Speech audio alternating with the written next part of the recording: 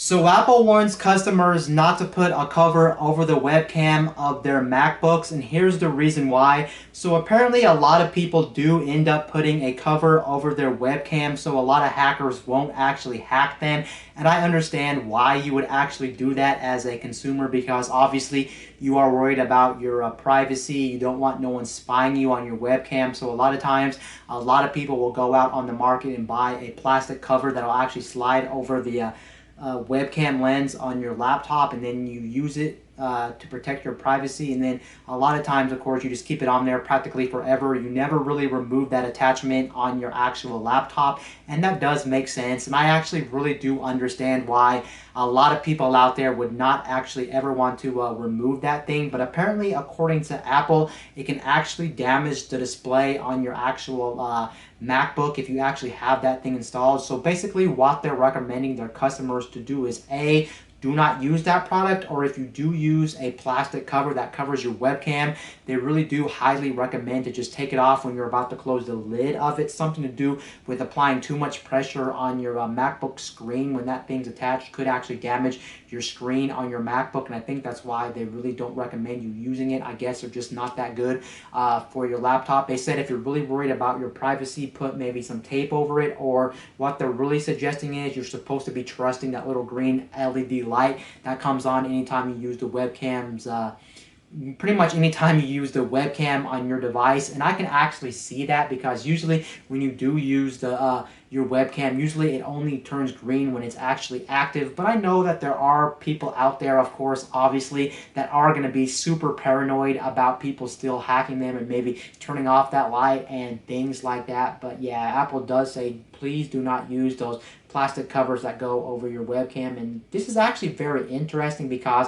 I don't think prior to now there has been a really big outcall for people not to actually use those webcam things on their webcam, because honestly I've never heard any company out there to date actually say that those would damage your screens. Maybe it's because the new type of screens Apple uses, or maybe they're just made differently than other screens to where they really discourage using those because they could break your laptop. Does that mean they'll actually break your laptop in use when you actually use them? Of course not. You may never actually break the display on your MacBook, but they're just saying that they are pretty dangerous at this point to actually use. So only use them when you're using the laptop, and then take them off, or use tape, or just trust the light on the front of your MacBook. So there it is, a really big warning to people who are really paranoid about their privacy on their MacBook. You have been warned, and you could actually damage your MacBook if you use one of those.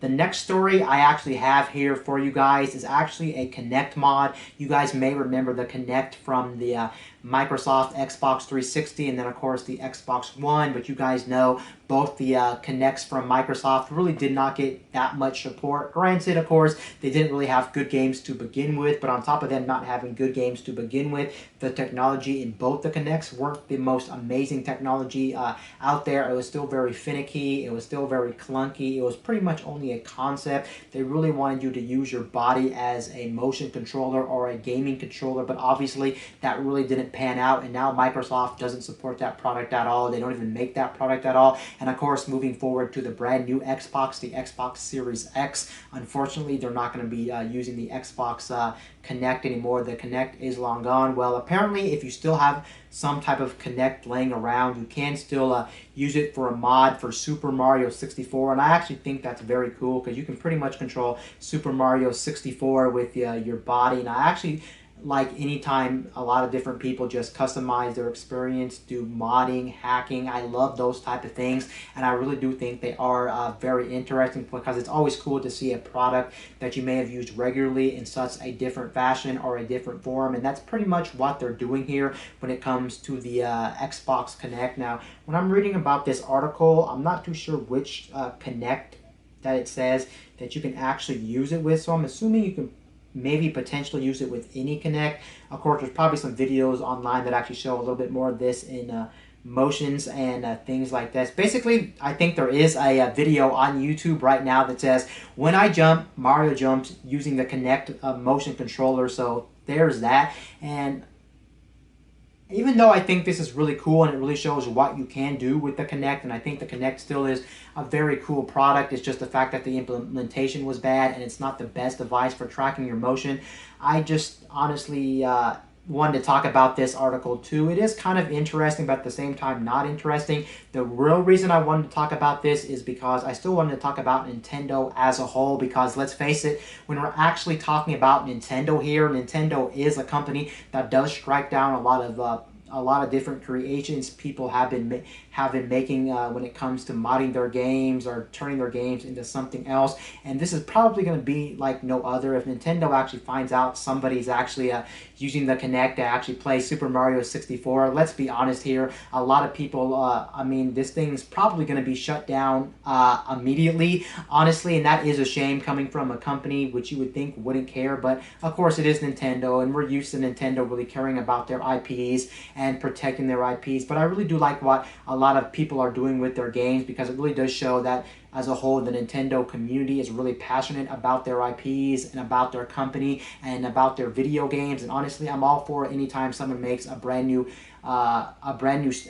take on some of their old IPs. And it is a shame that Nintendo's probably going to take this down, just like the remake of Super Mario 64 that recently came out in like the last couple of months. I do believe they took that down. Another person made another Metroid remake, and that one was taken down. And there has been plenty more that actually have been taken down off the market, and I'm not really a big fan of that, just because a lot of these games that they are actually modding, are actually doing projects with, are older games. And let's face it, when it comes to Nintendo specifically, a lot of those games are just too old, and Nintendo is not making money on all of these IPs. I guess they just don't like the fact that you're kind of damaging maybe the reputation of these games, and people might get a bad take on these games, or maybe, for instance, they don't like their games being played differently than what they're originally intended. I can see that, and they just don't want people like messing around with their games, because who knows what they can do with their games. But of course, these are older games, like I said, time and time again. So what's really the point of going after these projects and shutting them down and turning them off? Because honestly, I think these games should actually survive and should still be a thing, because there are some things that the community of Nintendo games actually does better than what Nintendo actually does. Let's be honest here. Let's not beat around the bush and pretend Nintendo is a perfect company and everything they do is better than what the community can do. No, no, no. Let's be honest. Some stuff that the community does is actually better than what Nintendo could officially do, or Nintendo could do, but you know Nintendo just doesn't want to do for reasons and things like that. But overall, this is kind of a cool mod for Super Mario 64. I just thought I would share it with you, basically. And there is a video on the internet where this guy's pretty much playing Super Mario 64 with a Kinect, and I actually think it's a kind of a funny thing and pretty interesting as well, that somebody was able to break the code of the Kinect. But let's be honest, of course, the Kinect's probably already been broken by this point. And there's probably a lot of projects out there, not just on the video game side, but turning the Kinect maybe into other things outside of gaming. So overall, that's pretty cool. And that also shows that there are still passionate people that still do care about the Kinect and are still trying to give the Kinect a chance, and really just trying to see what they could do when it comes to the Kinect and what they can do with projects of the Kinect. Now, the next story is also about Nintendo as well, because we do have a pretty amazing story here. It said, sealed copy of Super Mario Bros. Breaks record for most expensive game ever sold. Yes, you heard the title of this. It is the most expensive game ever sold. Now, it's the original version of Super Mario Bros. Back on the NES. Here is the picture right here. And the thing that made this game sell so extremely well is the fact that this was a sealed copy of this game. Of course, there's not many sealed copies of this game left. So it is surprising that someone decided to keep a sealed copy of this game for this long. And of course, it is in mint condition. Of course, someone had it graded. You can see the grade right there. It's in mint condition. And this thing sold for a lot of money. It wouldn't have sold for so much money, of course, if it wasn't for the fact that this was a sealed copy. Because let's face it, how many times have you sat down and played Super Mario Bros? Super Mario Bros is practically on everything from every console ever made, and practically everyone played this game. This is not like a crazy game that's sought after, that's a rare game or anything like that, but just the fact that it's a sealed game made it go up in price. And that really does prove that anytime something is sealed, it can make the game or make the product go up in value immensely, just due to the fact that somebody never opened it. So it is cool, I guess, nobody ever opened this copy. And the asking and basically the sold price for this game that they actually got out of this game, it does say they got let me see here. I think I want to say $100,000 for this game, upwards of $100,000 for this game. It looks like it sold for this one sold specifically for $114,000. Yep, you heard what I just said, $114,000, and that is nutty for a game that's not even sought after, not even rare. But I guess the fact that it is a sealed copy, a lot of people want to, somebody wanted to buy this game, of course, most likely not to play the game, but of course to preserve history, because there's probably not many copies of Super Mario Bros. Original on the NES that are in this good of a condition, let alone a sealed condition, never been opened from the factory. So of course this thing should either go into someone's collection or should go into a museum where you can preserve the first one in such good condition. And that is still insane for a game that's not that sought after. It went for $114,000. I don't think anybody could predict a game like this to go that high in price, but that really does show you how many people out there are very passionate about Nintendo as a whole, or just any brand. Anytime there's a lot of fans of a certain brand, you know, things can get out of control, and this is a story where things got out of control. And then the last story I have for you guys is actually about the Apple iPhone, excuse me. I don't know why I said the iPad. I guess I still have iPad on my mind, but anyway, I was talking about the Apple iPhone. And it looks like there is a big lawsuit for the Apple iPhone. It looks like dating all the way back to the original iPhone 6, yes. And basically what this lawsuit is for, it's basically for anybody who had to slow down on the iPhone. You guys may remember a couple years ago, Apple actually, I think, got sued for slowing down iPhones, and it was already proven that Apple does slow down their iPhones for a number of different reasons. The main reason they slow down your old iPhone is due to the fact that they want to protect your battery, and if they keep your iPhone going at the same rate it did out of the box, it would pretty much mean that your battery would drain super fast, or it would just randomly die on you. That's why sometimes your phones just randomly die on you, or your laptop, or whatever the case may be, just flat out dies on you. That's because the battery can't perform as good as the actual processor, and that's why it dies so fast, because it can't handle the processor. When you first get the device out of the box, of course, the battery is brand new, so it can keep up with all the processing needs that the processor wants to do. But once your device ages a little bit older, of course,